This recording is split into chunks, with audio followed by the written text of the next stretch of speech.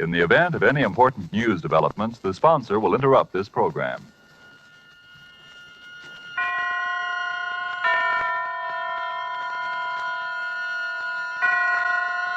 Roma Wines present Suspense. Roma Wines, made in California for enjoyment throughout the world. Salud. Your health, senor. Roma Wines toast the world. The wine for your table is Roma Wine, made in California for enjoyment throughout the world. The Roma Wine Company of Fresno, California, welcomes you again to this weekly half hour of Suspense. Tonight from Hollywood, Roma Wines bring you as stars two of the screen's most distinguished actors, Mr. Thomas Mitchell and Mr. Donald Crisp. They appear this evening in a play written for suspense by Robert Tallman, in which psychiatry is called upon to deal with a sick mind which has unknowingly been tempted thrice by murder. And so with the performance of Thomas Mitchell as the millionaire tycoon Edgar Lowndes, and of Donald Crisp as the psychiatrist Dr. Aronson, we again hope to keep you in suspense.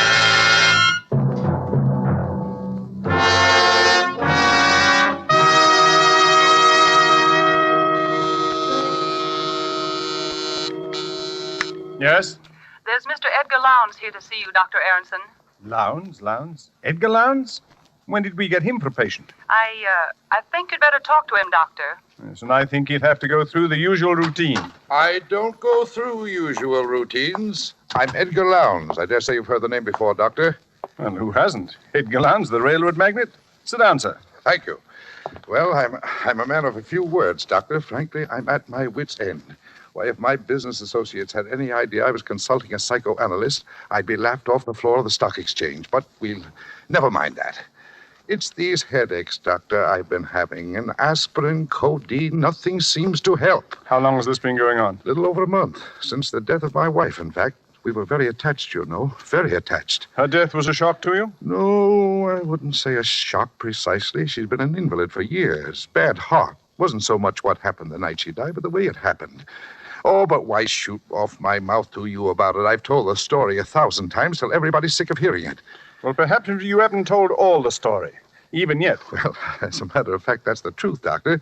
There's one little thing I left out. But the funny part of that is I didn't know it myself till yesterday. And what was that? Well, I was dressing for dinner. I was getting ready to go out when in comes my wife's servant.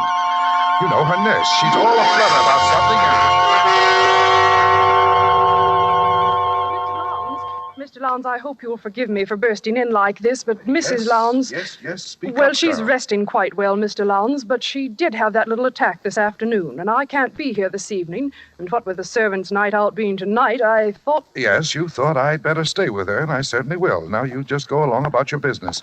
I look after Mrs. Lowndes personally. Oh, I knew you'd see it that way. You're a good, considerate man, Mr. Lowndes.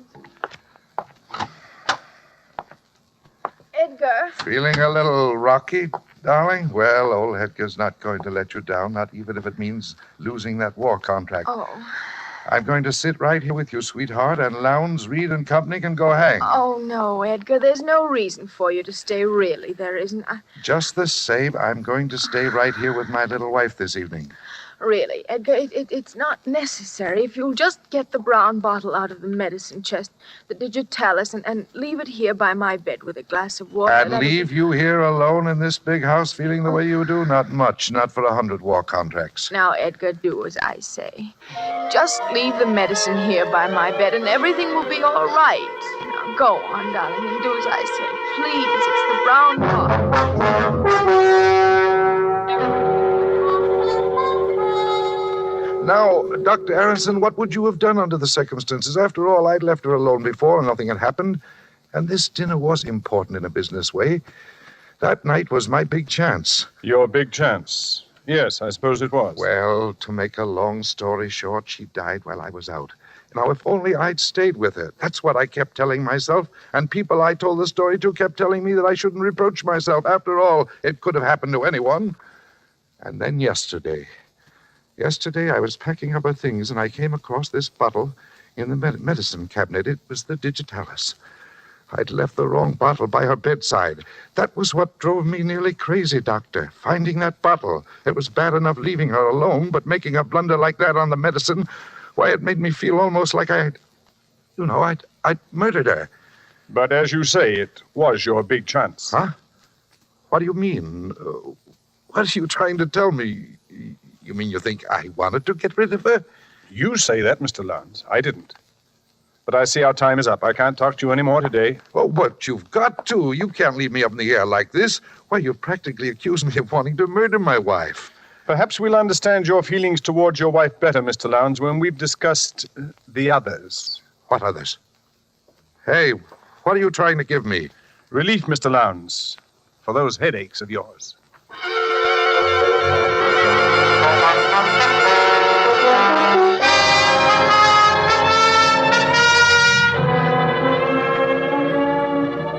Tonight, for Suspense, Roma Wines are bringing you as stars Mr. Thomas Mitchell and Mr. Donald Crisp, whom you have heard in the first act of Case History on Edgar Lowndes. Tonight's tale of Suspense.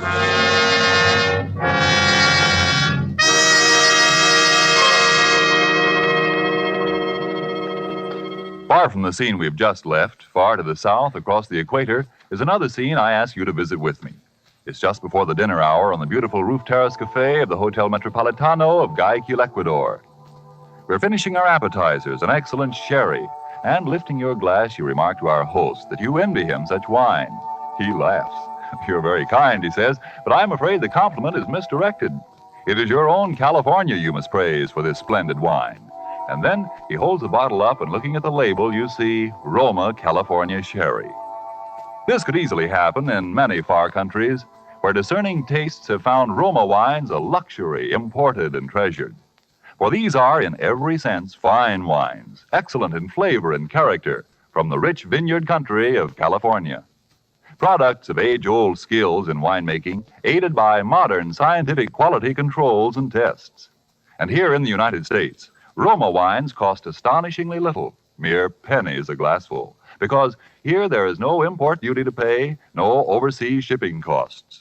Such enjoyable flavor and quality, such low cost, such high wine value have won tremendous popularity for Roma wines. They are by far America's largest selling wines, enjoyed by millions with meals, when entertaining, anytime. To enjoy these delights yourself, ask for R-O-M-A, Roma wine, made in California for enjoyment throughout the world. And now it is with pleasure that we bring back to our soundstage Donald Crisp as Dr. Aronson and Thomas Mitchell in the title role of Case History on Edgar Lowndes. A tale well calculated to keep you in suspense.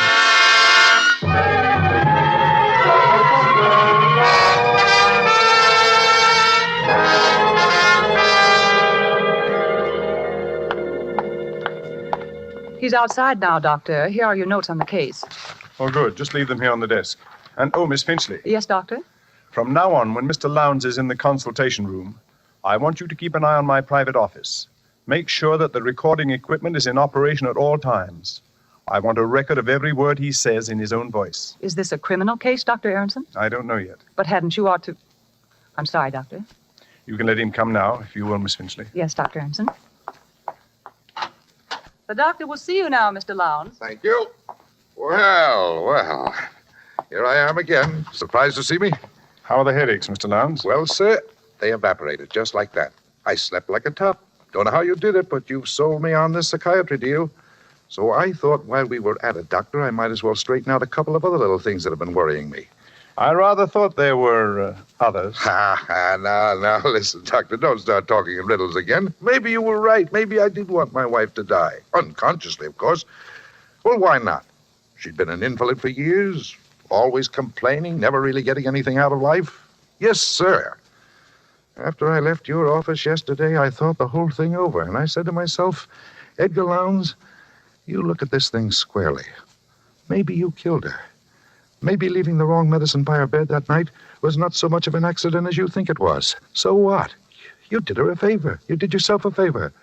She never really loved you anyway. If Jim Bascom... Who's Jim Bascom? Why, he died in a railroad accident. We were brakemen together on the old Nickel Plate Road. Jim and me were like twins. Roomed together, worked together, liked the same thing, even fell in love with the same girl. Why, I remember the night it happened. We were leaving on the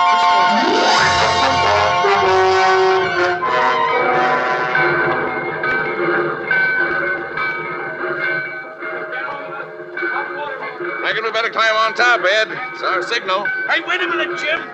There's Virginia. Ah, bless her heart. I knew she'd come to see us. So hurry up, sweetheart. Oh, gee, I'm glad. I was afraid I'd be too late. There's not a train in the whole nickel plate line you wouldn't haul up for us, Virginia. Oh, Jim. Baby. Hey, what about a kiss for me, too? Why, Edgar, you're jealous, I do believe. Well, why not? There. How's that? Like my own sister. Well, come on, Ed. They're getting impatient up there. You've got to tell him this time. You hear me, Jim? Yeah, I'll tell him. I promise, Virginia. Hey, come on, Jim. Coming, Ed. Coming. One more kiss, baby. Oh, darling. My darling, take care of yourself, Jim. I will, baby. Don't forget to send out the invitations.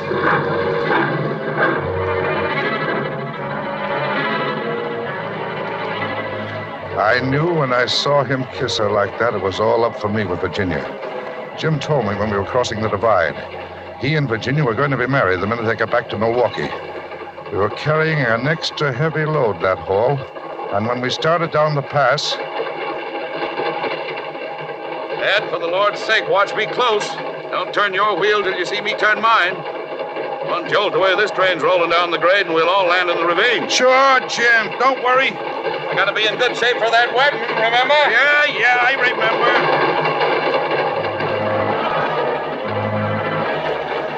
I watched him walk back along the cars. It was pretty dark, and I had a cinder in my eyes since we left Salida.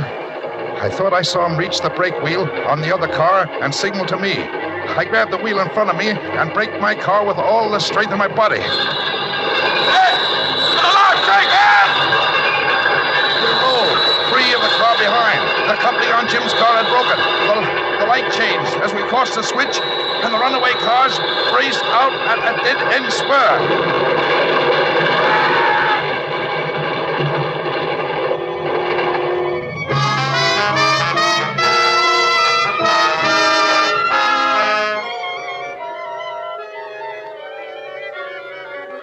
I saw Jim's body jolt free of the splintering car and hurtle out over the gorge.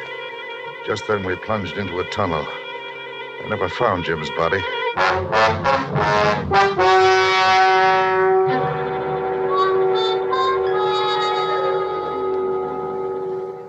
Well, so you can see why I think of trains in connection with death, can't you, Doctor?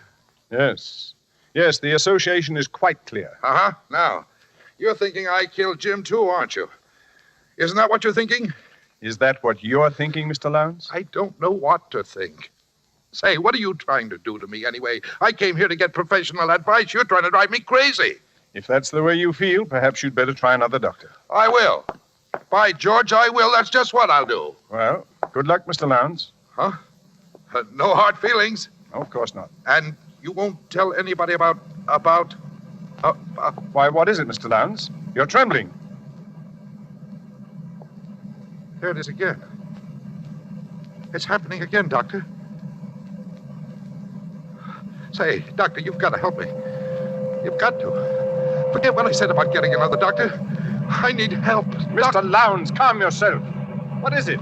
What's happening again? I'm hearing it again. The train.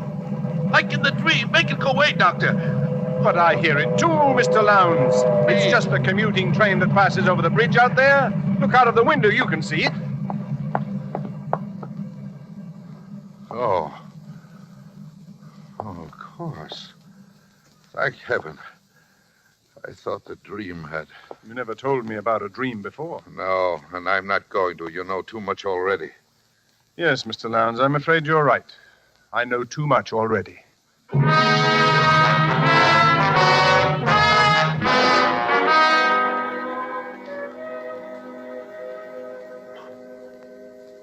And I have kept a complete record of each interview with this patient by means of a recording machine concealed in my private office.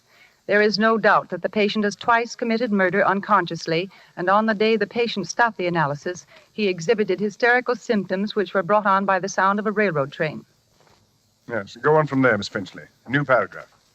The train is a death symbol for this man and appears to be the subject of a recurrent dream. The danger of the present situation lies in the fact that the patient's unconscious impulses have been brought to the surface without being rationalized. There is, in my opinion, a positive danger that the patient, in his present condition, may commit one or even more conscious murders, particularly should he take it into his head to board a railroad train.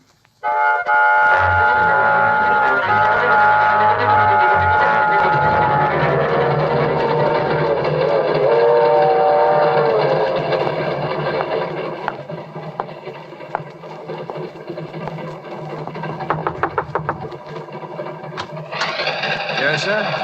Pardon me, but I noticed you were traveling alone, too, and I wondered if you'd like to join me in a little game of cards. Oh, well, that's a great idea. Come on in. Thank you. Railroads are my line. Edgar Lowndes. Not E.J. Lowndes. Uh-huh. Oh, well, this is in the nature of an honor, sir. You're something of a tycoon, Mr. Lowndes. Thanks. My name's Ellis. Neckwear is my line. Mr. Ellis, say, I could use a couple of neckties. Got any samples with you? Oh, sure thing, Mr. Lowndes. Right here in this case. There you are, sir. Take your pick. Compliments of the Swalligan Cravat Company. Now, this one strikes my fancy. Well, go ahead. Take it. See any others you like? Well, let me think. Oh, hey, there's another tray under there. Say, hey, look. What? Out the window there. See it? I don't see anything. What are you doing? Come on. So his line was neckwear, was it?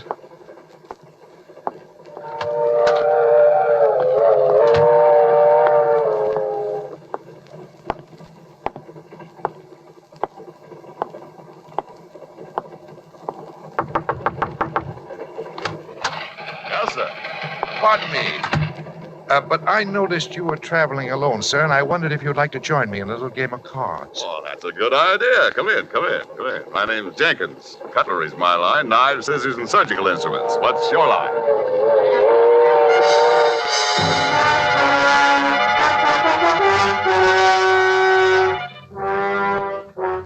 Police of 5 Midwestern states are on the lookout tonight for the homicidal maniac who stalked the corridors of the Lightning Express transcontinental luxury train, claiming the total of 3 victims murdered in cold blood. Edgar J. Lowndes, an executive of the railroad who was aboard the train on the fatal night, has posted a personal reward of $50,000 to anyone giving information leading to the arrest of the murderer. Well, it's happened. There was nothing you could have done to prevent it, Doctor. Even if you'd sent your report to the police, there wasn't enough evidence. And there still isn't enough evidence. Well, you run along. I'm going to stay here and finish these reports in longhand. You can type them in the morning. You're sure you don't need me? Absolutely. I think I'll take your advice. Good night, Doctor. Good night. Oh, Miss Finchley.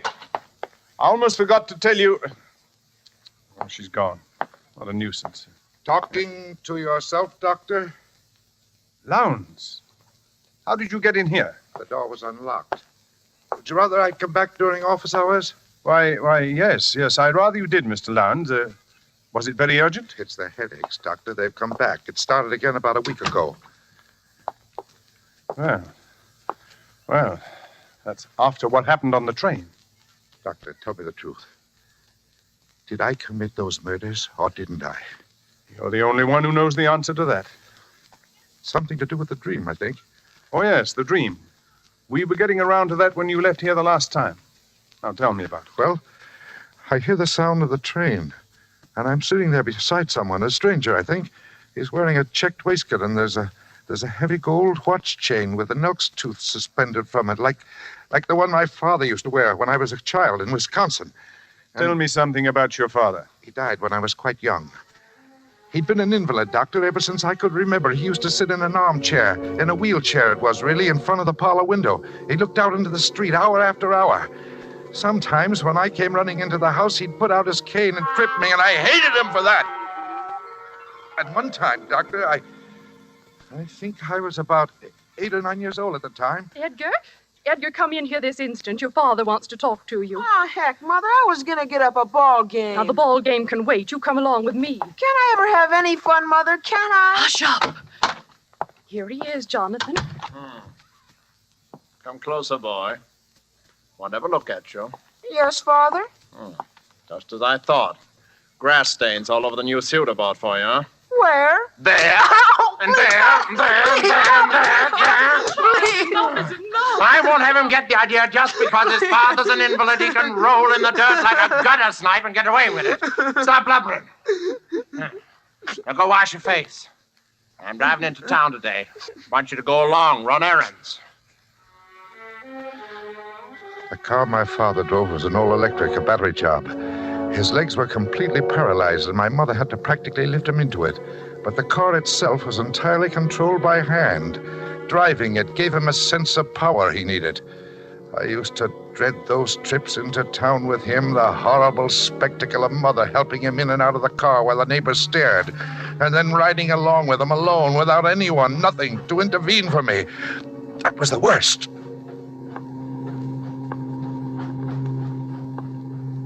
Well, speak up, boy. Why don't you say something? Cat got your tongue? No, sir. I don't know why I had to raise a boy like you. You don't even keep me company on these trips into town. Poor helpless invalid, your own father. I'm sorry, sir. You're sorry. I think I'll give you another caning when we get home, just to make good and sure you're sorry, huh? What do you say to that? Oh, bother. Now look what's happened. Stalled. Battery's run down again. Get out and open the hood in the back, boy. You see a switch there. Turn it to the left where it says reserve battery. Hurry up. We're stopped right on the railroad track. Turn the switch to the left where it says reserve battery. Yes. Hurry up. There's a train be along here any minute. Oh, yes, Father. Don't just stand there looking stupid. Go and turn the switch, as I told you. What's the matter with you? Have you gone crazy? Don't you hear the train coming, Edgar? Edgar, you want your father to be killed? I can't get out of here by myself, Edgar. Now, please do as I say. No, the train can kill you for all I care. I'm going back home. Son, don't you understand what you're doing? You're murdering your own father. Now, this is murder. Murder, I tell you, murder. Murder.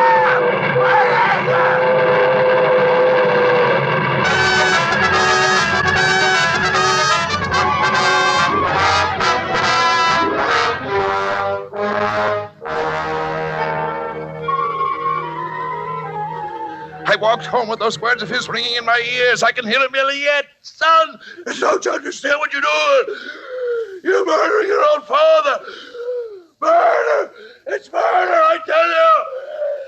It's murder! Murder!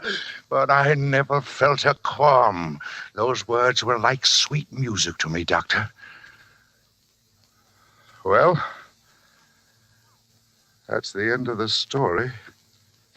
But it's only the beginning. When I walked into this office for the first time, I was a man suffering from headaches, seemingly brought on by grief over the death of a loved one. Now I see myself as a man who murdered his father, his best friend, and his wife, who must kill and kill again, because every time I kill, I'm killing him, my father, whom I hated beyond all comprehension, and for whom one death agony was not enough. Now that you know all about these things, my dear doctor, I'm afraid that you'll have to be the next on my list. Put that gun away, Edgar. You don't really want to kill me. I'd be a fool if I didn't. Well, the headaches will come back, Edgar. There'll be no one here to cure them. They won't come back. You showed me what caused them, didn't you, Doctor? You'll have worse things than headaches. You'll begin to hear things. You'll have delusions. You'll think you can hear a train passing outside at this very moment, don't you? But if you look out of the window, you'll see there's no train there at all. You won't trick me into turning my back. Come out from behind that desk. Keep your hands up high. That's it. Now then. What was that? Don't you understand what you're doing? Where's that voice coming from? You're murdering your own father. There it is again. It's murder, I tell you. Murder! Stop it. Murder! Stop it. Murder! Stop it. I hear no voice. Stop it! Murder! I can't stand it. I'll kill myself. Then give me the gun, Edgar. Please, Doctor, make it stop. Take it away. Only here. Make it stop. That's enough, Miss Finchley. Shut it off. Are you all right, Dr. Aronson? Yes, thank you. You almost had me thinking I was hearing voices. Well, I did hear voices, and that's why I came back. And I remembered about you wanting Mr. Lowndes' interviews recorded, so I went in the other room and started the machine. When he became violent, I played back the last part of the record, thinking it might divert his attention. Good girl. We've got all the evidence we need now to put Mr. Lowndes where he can't do any more harm. You may have evidence, but you haven't got me, and you won't get me alive. Dr. X in the window, stop him! Sorry, Doctor, I can't wait. I've got to catch a train. Hey, Jim, wait for me!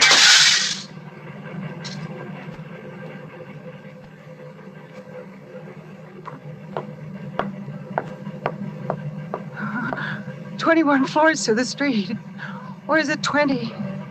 Do they skip 13 in this building? Well, it doesn't matter to Lowndes. He's back with his friend Jim Bascom on the old nickel plate line.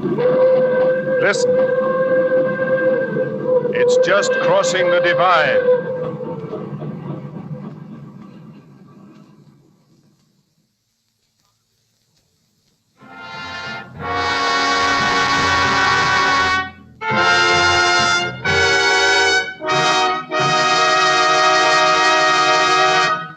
And so closes Case History on Edgar Lowndes, starring Thomas Mitchell and Donald Crisp. Tonight's tale of Suspense. Suspense is produced and directed by William Spear. To every woman listening tonight, I want to say a special word about making every dinner or supper you serve taste better. I want to urge you to start serving Roma wine with your meals. It's simple, the cost is very, very little, and it works magic in making food more enjoyable. You can serve Roma wine with any meal or any time in any kind of glass you wish. Serve it chilled. Try different kinds of Roma wine until you find those you enjoy most of all. Try hearty red Roma California Burgundy or the delicately delicious Roma California Sauterne. The cost is mere pennies a glassful, but you'll find even a pickup supper tastes like a banquet. Get Roma wines today, and if your dealer is temporarily out of them, please try again soon. Just ask for R-O-M-A, Roma Wines, America's largest selling wines, made in California for enjoyment throughout the world. This is Donald Crisp. I'm sure I speak for both Mr. Mitchell and myself in saying how much we've enjoyed appearing this evening as the guests of Suspense, which I'm sure must be one of your favorite programs, as it is one of ours. Next week's stars of Suspense will be Geraldine Fitzgerald and Richard Wolff, who appear in one of the most extraordinary stories by that most extraordinary writer, James Thurber. Thomas Mitchell will next be seen in the 20th Century Fox production of Wilson. Donald Crisp will be seen in the coming Metro-Goldwyn-Mayer production National Velvet. Next Monday, same time, you will hear Geraldine Fitzgerald and Richard Wolff in Suspense. Presented by Roma Wines, R-O-M-A, made in California for enjoyment throughout the world. The following message from our United States Treasury is brought to you by Roma Wines. The invasion is on, the biggest in history, and it needs backing that is equally big. So back the attack. Buy war bonds. Buy more than before.